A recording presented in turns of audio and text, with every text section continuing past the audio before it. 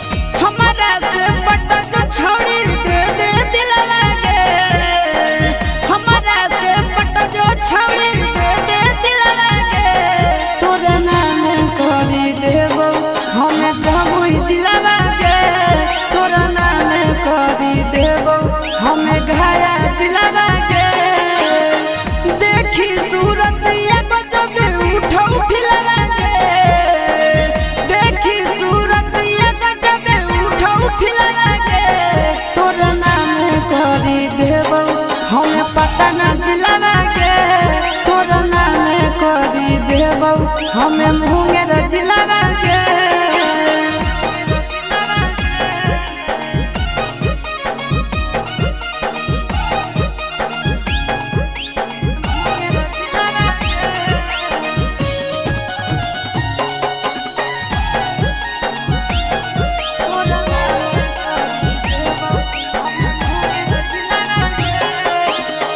देबौ हम लिख छौड़ी बाबू वाला खेत गे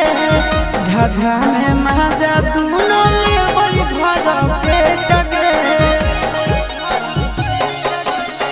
देबौ हम लिख छौड़ी बाबू वाला खेत गे झाझा में महाजा दोनों लेबै भर पेट गे कुछ के ना कमी होगे देबो सिलवा के कुछ के ना कमी होगे देबो सिलवा के तोरे नाम करी देबो से खपूरा जिलवा के तोरे नाम करी देबो छौरी बाका जिलवा के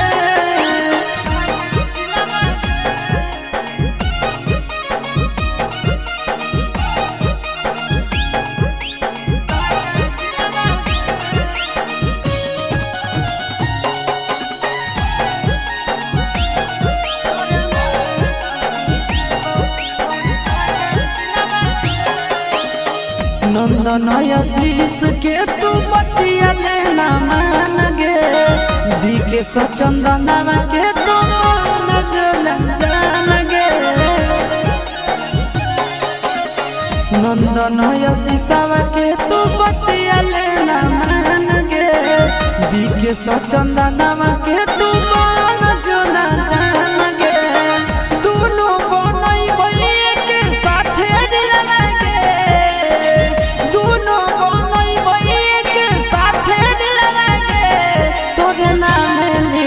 देबो छोड़ी जमुई जिलवा के तोरा नाम लिख देबो छोड़ी सब जिलवा के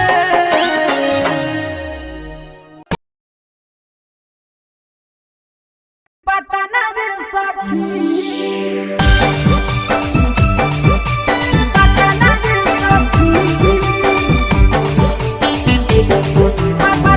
mix by Yadav films Bhojpuri.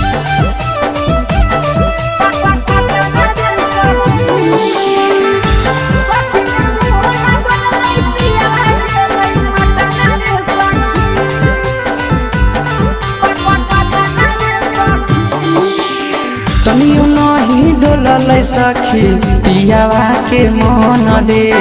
छोड़ी चली गेल सखी सोना ऐसन धन रे तनियो नहीं डोलल सखी पियावा के मन रे छोड़ी चली गेल सखी सोना ऐसन धन रे झूठो नहीं कल कई जवानी अति कल कई कतना रे सखी झूठो नहीं कल कई जवानी अति कल कई कतना रे सखी सखी रे अति कल कई कतना रे सखी सखी रे मोहना बोलल सजना गेलै पटना रे सखी सखी रे मोहना बोलल पाहुना गेलै पटना रे सखी